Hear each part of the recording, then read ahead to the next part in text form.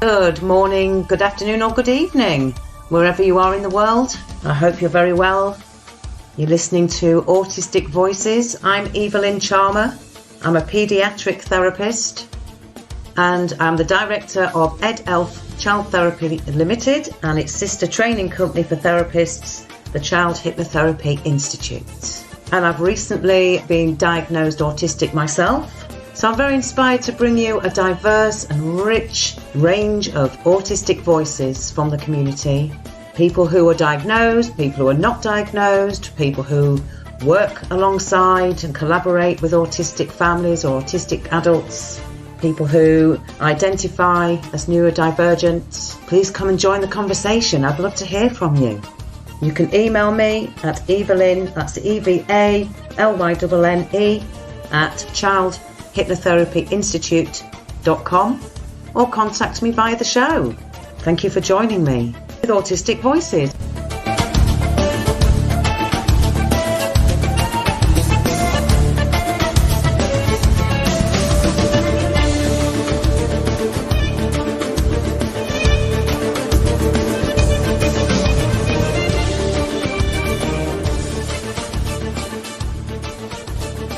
Hello, welcome to Autistic Voices, everybody, wherever in the world you're listening. And I know we've got listeners from all sorts of different countries, so you're very welcome and thank you for being there. My guest this time is a lady called Paula Burl-McCartney. So welcome to the show, Paula. Good morning, Evelyn. How are you? You okay?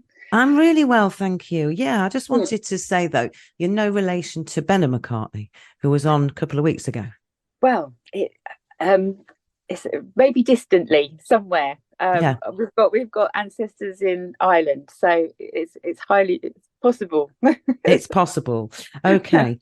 So Paula, thank you for coming on. And just to introduce you to our listeners, there's a lot we can talk about because you are a company director and a campaigner, activist, and you support the neurodivergent community. You're also neurodivergent yourself. You've got neurodivergent children who are home educated. You're a coach, you're a mentor, and you want to work with young people. You're a control practitioner using hypnotherapy, and you want to work more with children, young people doing that. So, and you're a volunteer for neurodiversity in business. So you're a very, very busy lady. Yeah. Yes, it does keep me busy. So on that then, let's start the show with some gratitude. So what are you grateful for today? Yeah. I'm going to start this sort of in a way where my brother this year actually had a really serious road traffic accident. And I know it's sorry to start with something gloomy, but he had a 10 centimeter blood clot and he had to have brain surgery, and it's thankfully everybody who was involved in helping him, actually it was amazing and profoundly amazing that everybody was in the right place at the right time doing the right thing, and he's made a full recovery and is back to work. Obviously there's some emotional things to deal with from having an accident like that, but physically and mentally he's able to continue working, and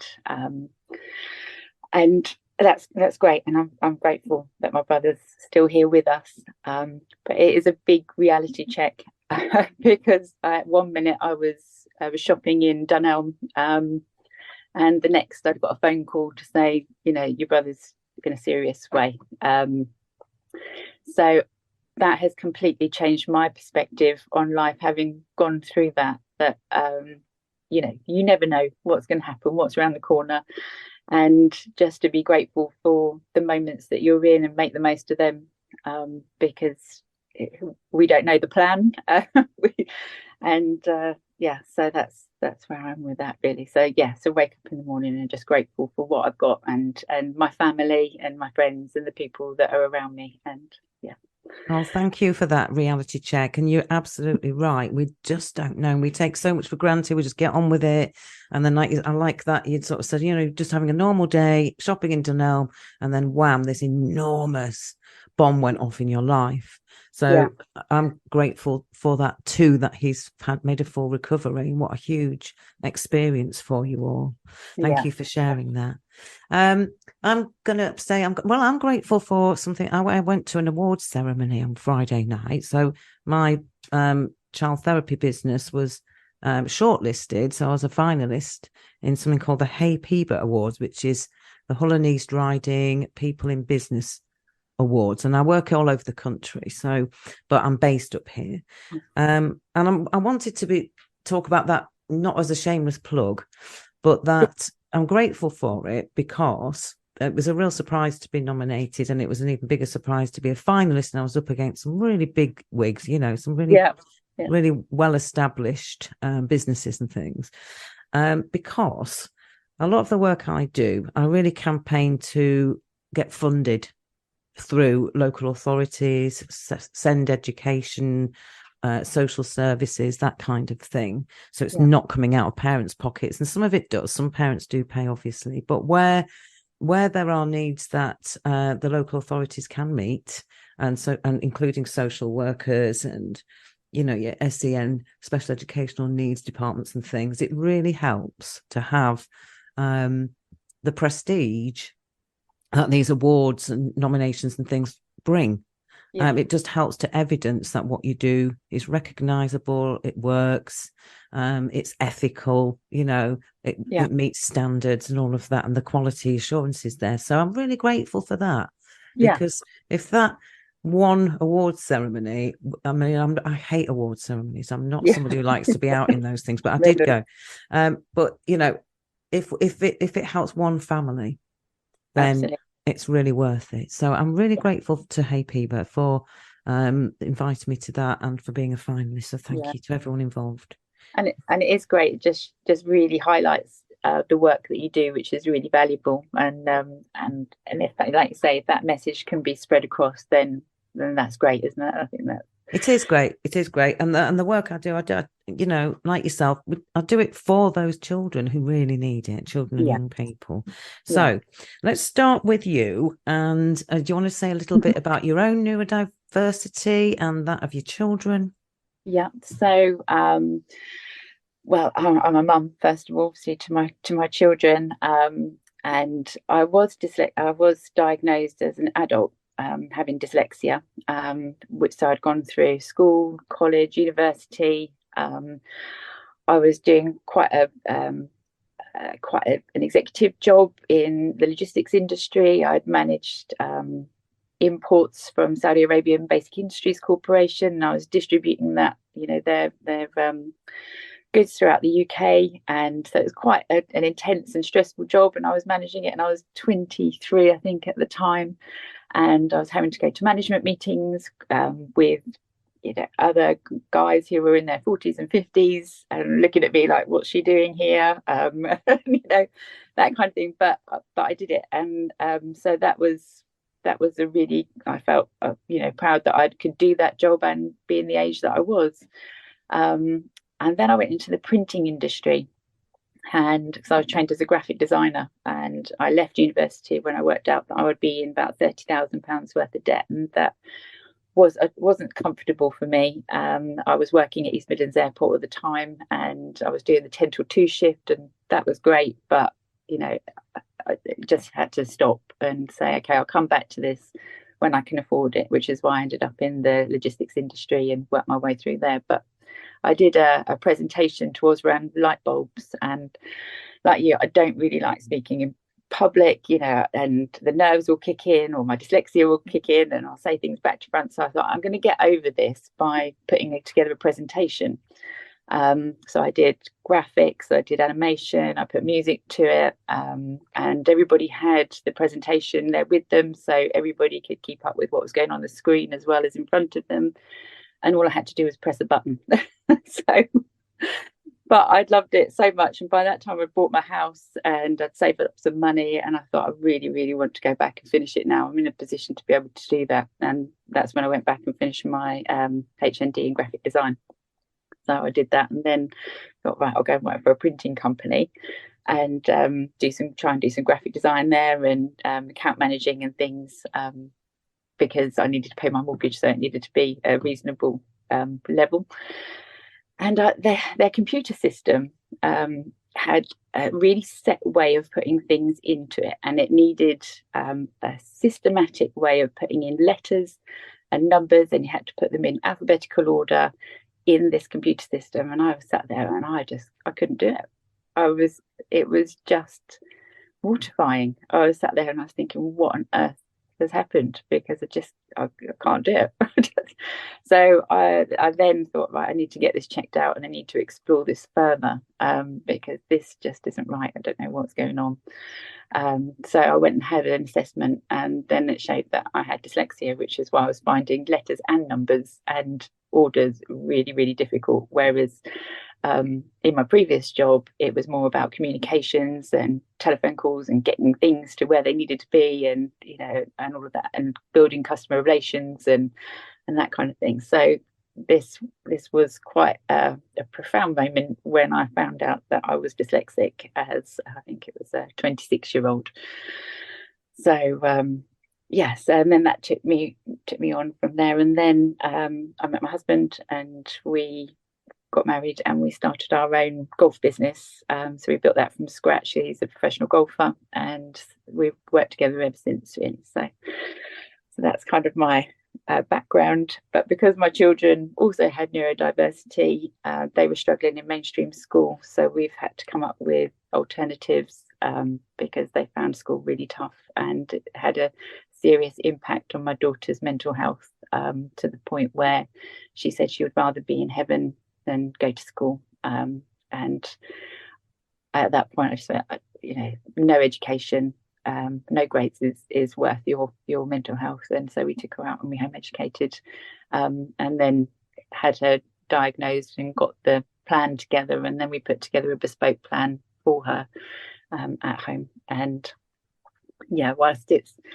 it was good for her education, socially she did struggle, and we did our best, but it's tricky, but at least she was well in herself. She was yes, yeah, she was coming.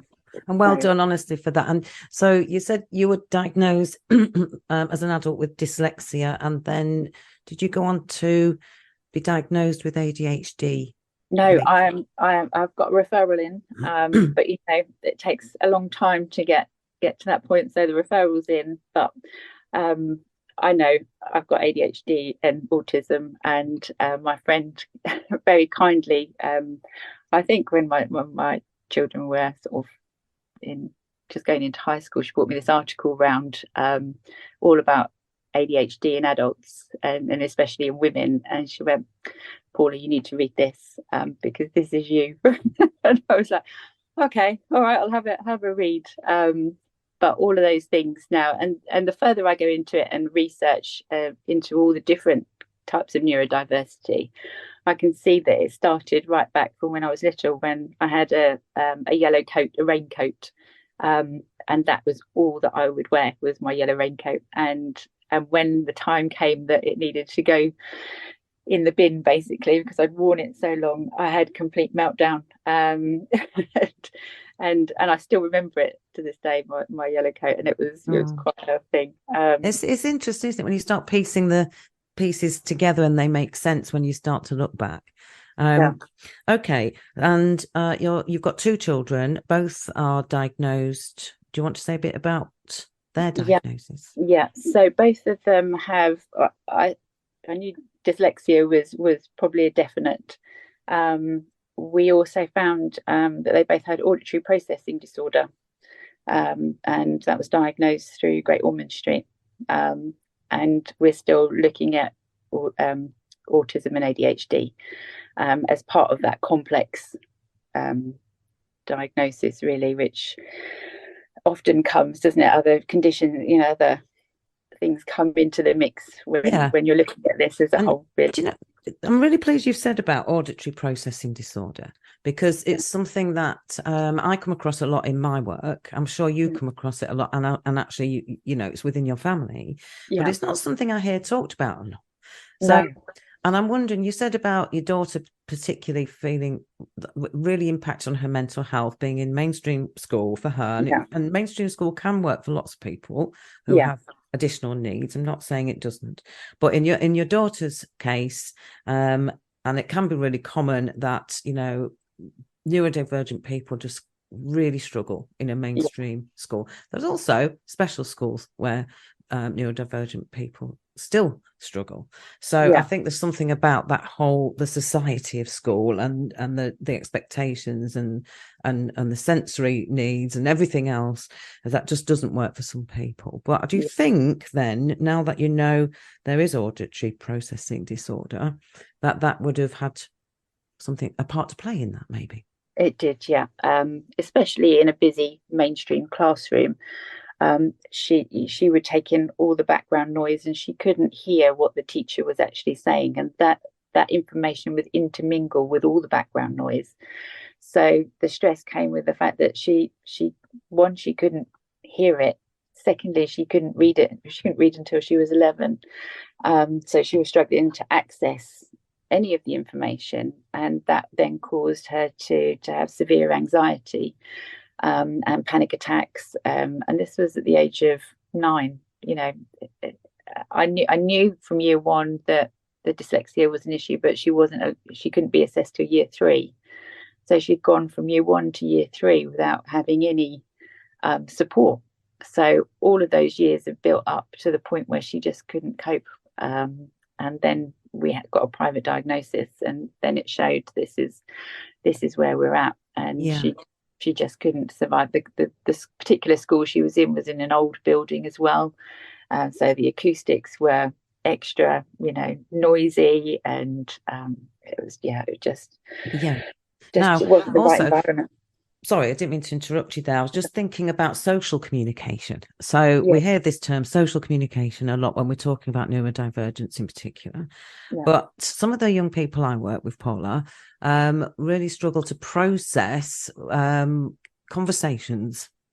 Comments people make, or interpret what people mean, and maybe misinterpret what people say and mean.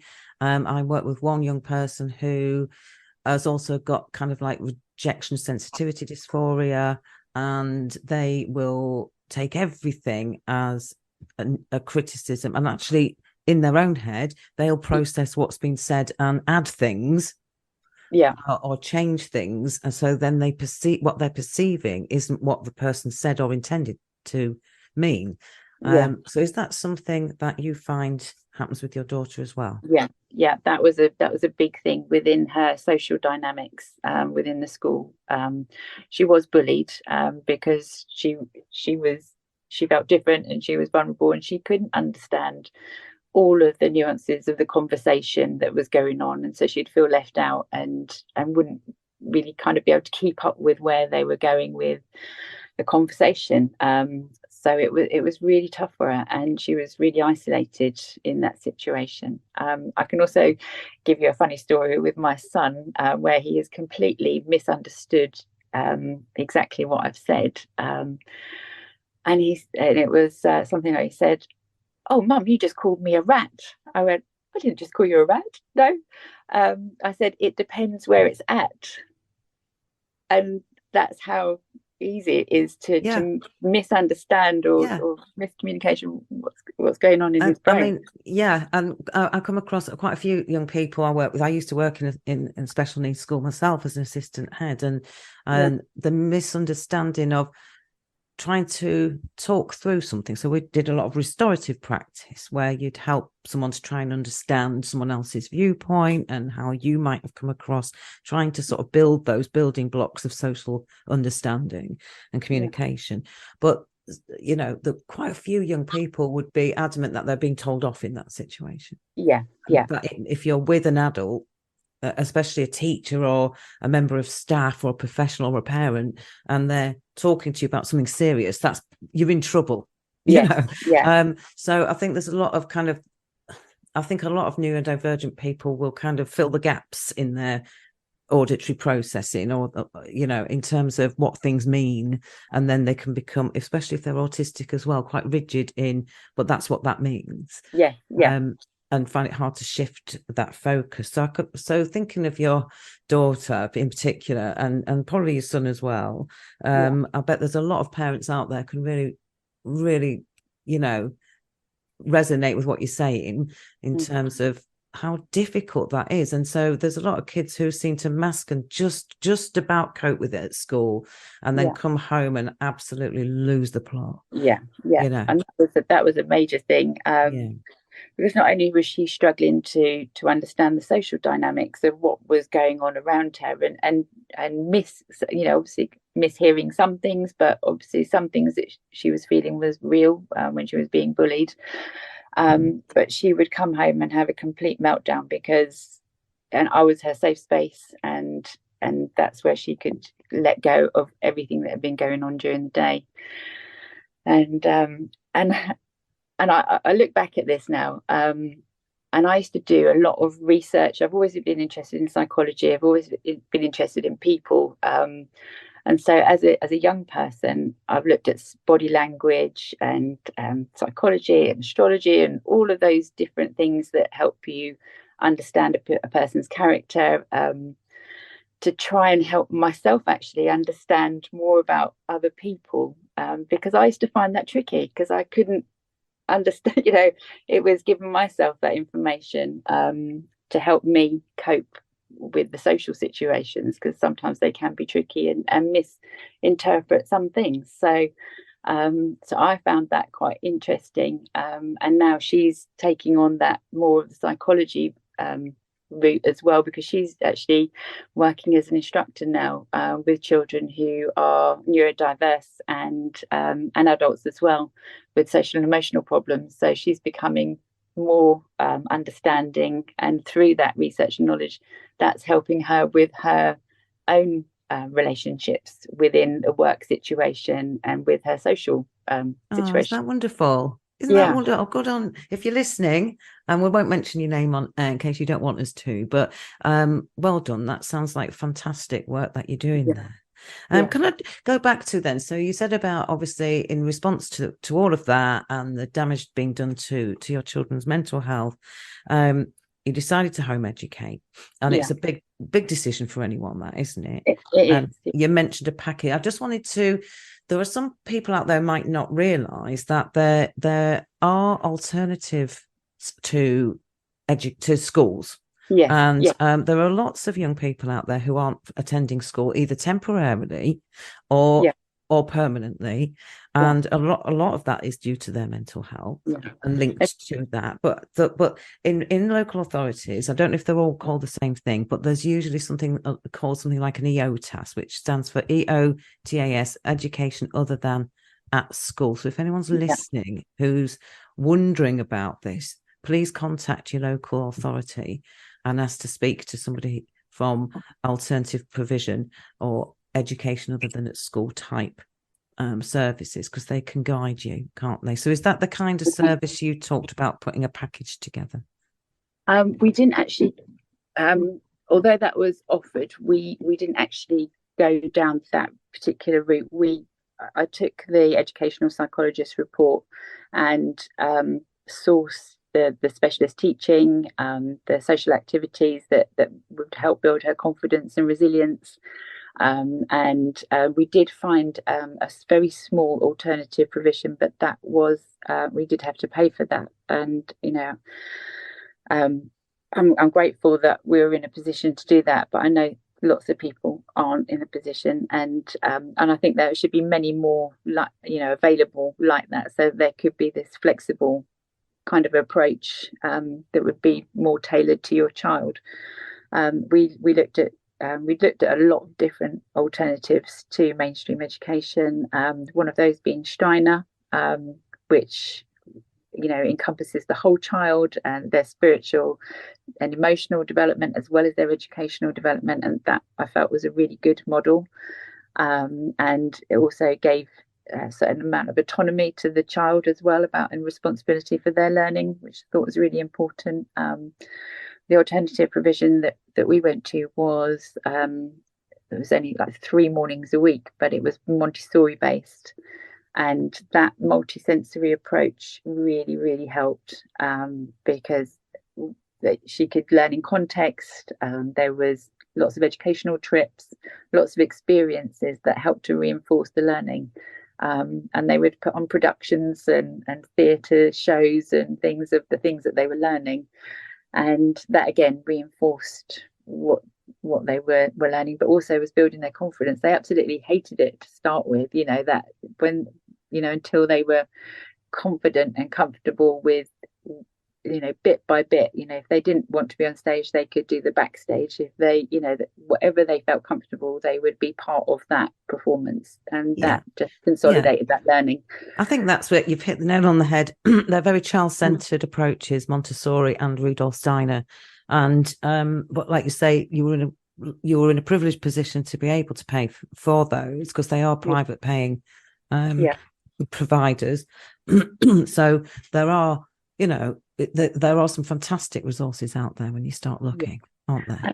I think where in local authorities where I live now, there are a few more places like that where they will have education, can go down to the beach and have education and down there, or they can I think it's Mind the Gap actually, which is something which we access to, where they can generally work with your child if they are having mental health difficulties, to build their confidence and self-esteem and work with them on that. But also, once they then start to feel that their mental health is back on track, then start looking at the other opportunities. So that's something else that's really good. My experience of it is that excuse me, my experience of that kind of alternative provision is that I get linked into that as a therapist. So alternative providers will look at the children they have coming in, the intake, if you like, for whenever, and then they will look at the plans and look at what the needs of the child is, and then they will pull in,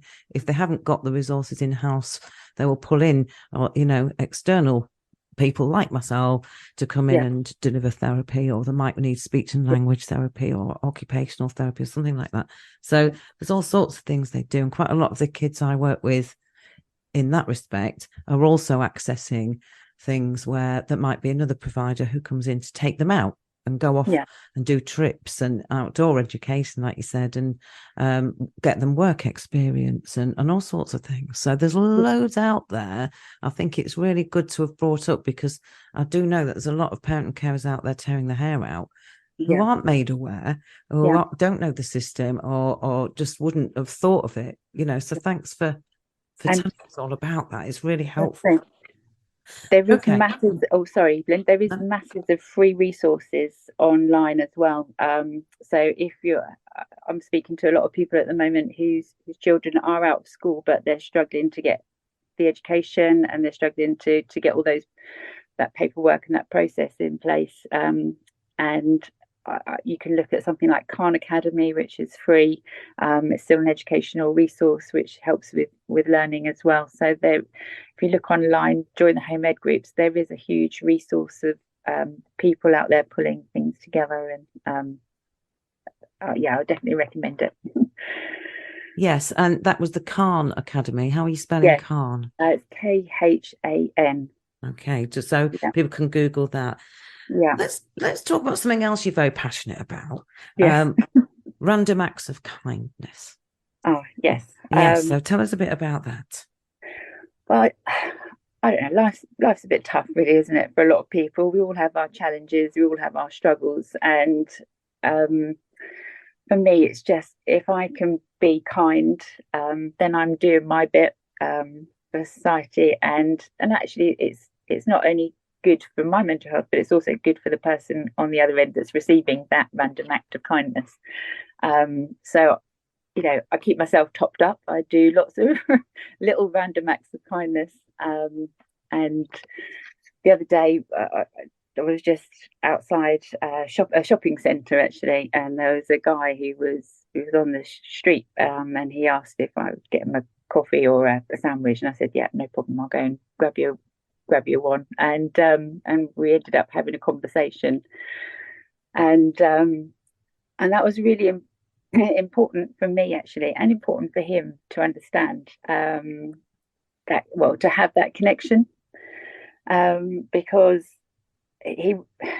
this was a really strange story, really, because it transpired that he actually had a place to live, but because he was so lonely and so isolated, and he had been on the streets before, and he'd found that a way that he could communicate with people and could talk to people.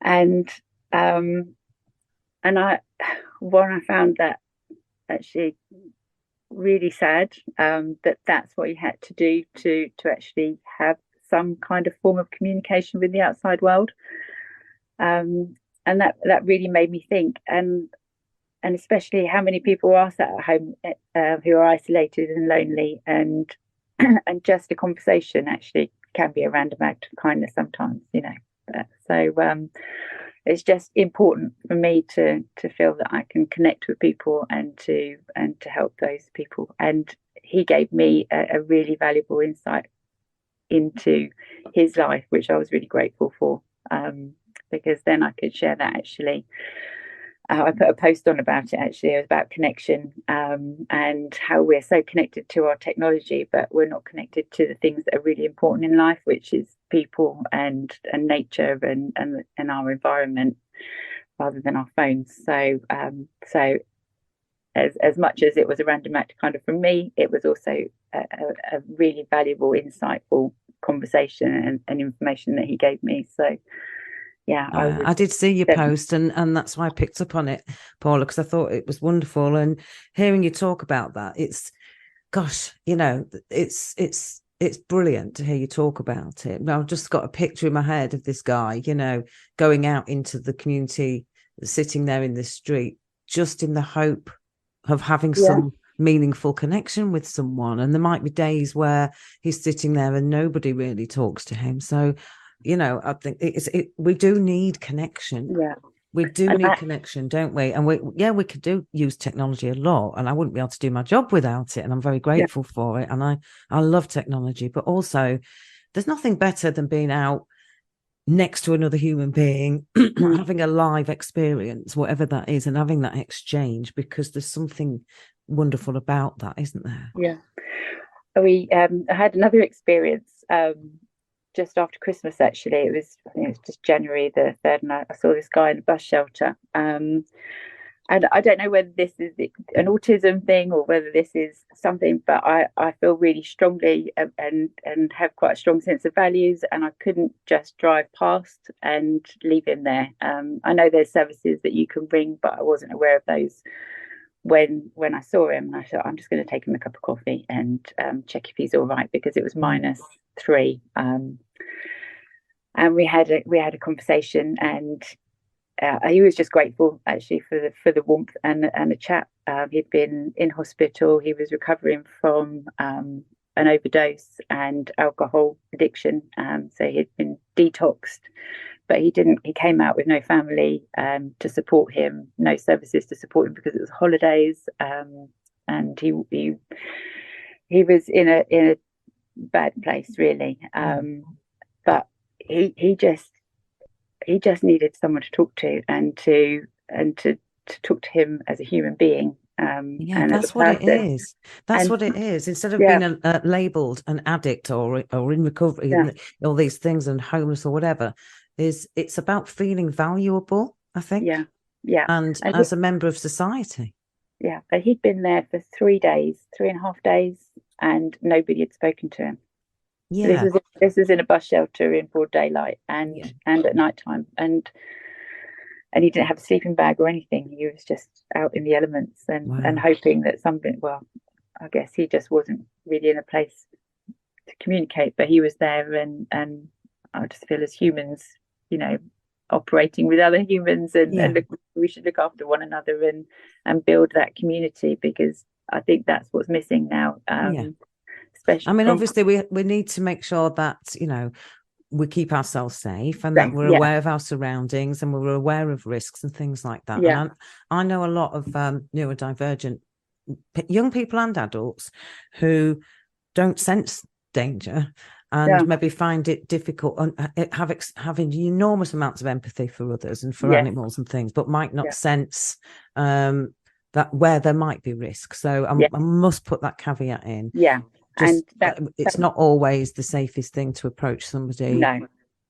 Making sure that, you know, you're in a public place, that's not dark and at night, that you're not isolating yourself, that someone knows where you are, all of those things. And I'm not saying that these people in bush shelters are dangerous necessarily or anything like that, but you never know. And if you're on your own and someone's befriending you, and one of the things that can be really difficult, this is what one of the assessors I spoke to about assessing autism said to me, is that it's really common to not really understand the difference between friend or foe.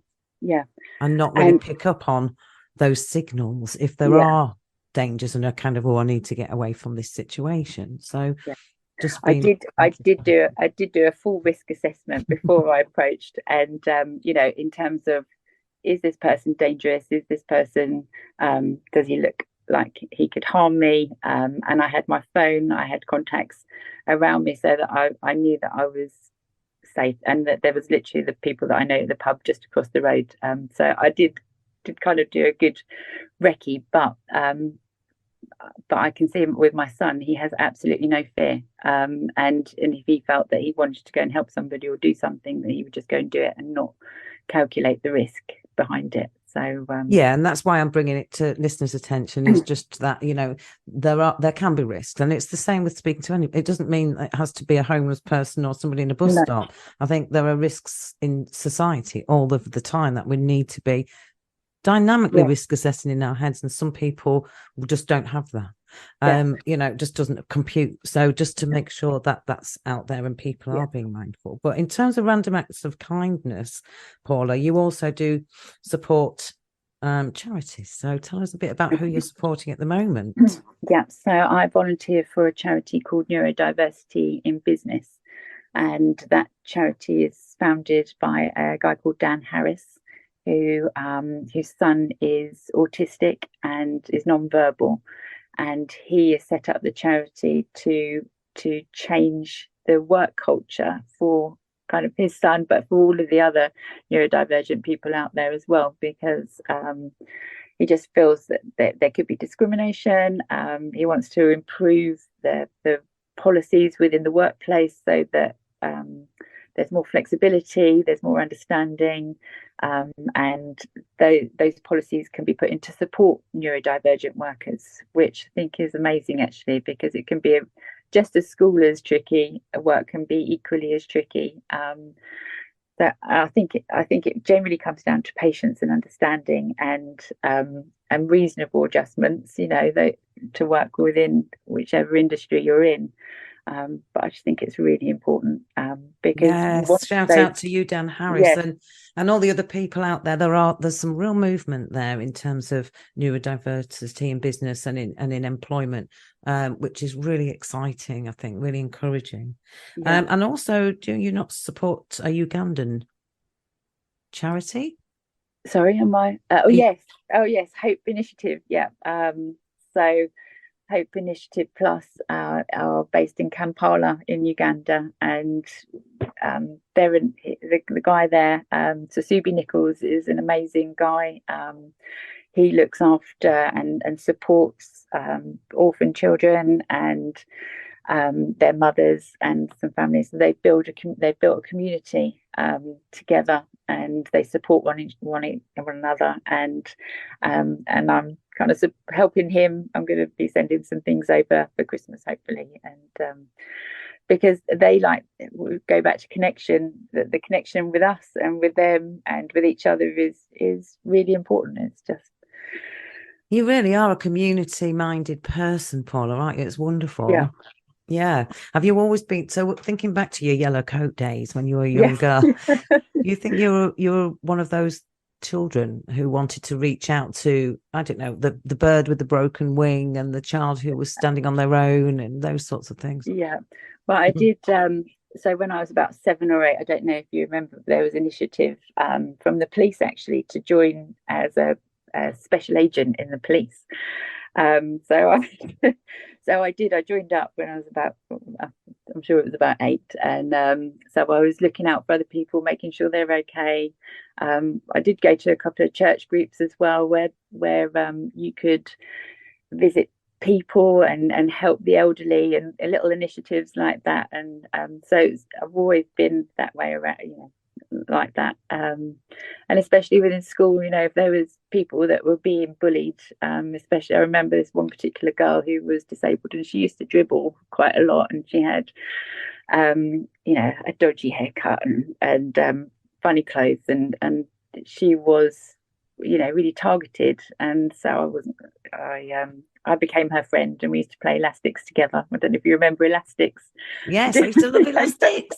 French skipping, we called it. I don't know why, but yeah, that was great fun. Well, there you go. So, do you know what?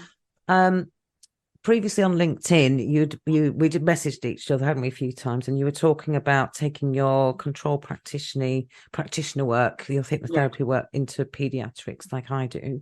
Yeah. And you said, if you've got any best practice tips. Now, all the best practice tips I wrote down to discuss with you today, it's really interesting to me, because everything you've talked about tells me that this is exactly who you are.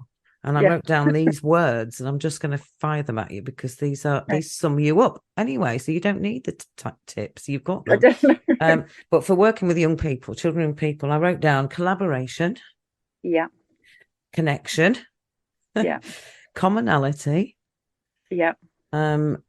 UPR, unconditional positive regard, congruence, and kindness. And you've talked about all those things. It's really interesting, and I never said any of them to you before. No. And I think that's it. It's talking. It's dealing with your children and people as people. Yeah, isn't it? And really listening to their emotions and how they're feeling, because as we said earlier, sometimes they can be really dismissed because they're just children. They're just children, or it's autism, I get as well, in mental health services. But also, I think, what I teach when I teach my pediatric hypnotherapists, I teach them to imagine that everybody is the expert in their own lives, and that we're there to help people find their truths, and get to the truth below all of that other stuff, that goes on, and all of the armor that we put on, and the masking, and the, all of the shells that we kind of hide behind because of society. But who are we, and finding our own truth. And it's about working with people in that way. And so that's about collaboration. It's about congruence. It's about working with some, not you're not the one with the answers. You're just the one asking the right questions. Yeah. And I do think I'm really grateful. We started off with gratitude, so let's end with gratitude, because we're coming to the end. But I'm really grateful that children and young people allow me into their lives. Yeah. And I'm really grateful to meet the children and young people I do, because I feel very honoured to be in a position where it's a really unique relationship as an adult to a young person, because I'm not their parent or carer or caregiver or relative. I'm not their teacher. I don't have expectations on them or an agenda in any way. And so it's a really unique and wonderful ship to relate within, if that makes sense, because because then they can just come as they are, and I meet them there. And I do think that that's therapeutic in itself. Yeah, absolutely. And I'm right with you there. I'm really grateful, actually, that people feel that they can approach me and talk to me, and feel comfortable and feel safe enough to share what they share. And that's a real honor, isn't it, to be part of, just walking by somebody with their journey and giving them the support that they need, to just a chat or a conversation or some direction or some support in whatever way you can, even if it's an idea or just a thought they haven't had. So yeah, I'm really grateful for that, and I do have people feel that they can be open enough to talk to me, and that's lovely. And what a lovely end to the show. I think that's a really good point to end on. And it's, take people where they're at and meet them there. Don't have any expectations, and be open. And I think that you are, and the epitome of that. So I'm just going to say a shout out to someone you mentioned, Zuby Nichols, Yes. for their amazing work in Uganda with that charity, the Hope Initiative Plus. Yeah. And a big thank you to you for coming on the show. Is there anything else you want to put out there before we finish, Paula? No, I think you've covered most things that we were going to talk about. It's just been lovely to have a chat actually with you, Evalynne. We've been meaning to have a good chat, haven't we, for a while now? Yeah. And it's just really nice to affirm actually that's kind of a direction that will help young people going forward. I think, especially as my daughter had hypnotherapy, and that really helped her, and it's helped me as well in my journey too. So yeah. Been lovely. Fantastic. Great to talk to you. Really fascinating. And you, thanks for coming on the show, and have a great week. Yeah, and you. Take care. Thank you for listening. I'm Evalynne Charmer. This is Autistic Voices, and special thanks to our guest of the week.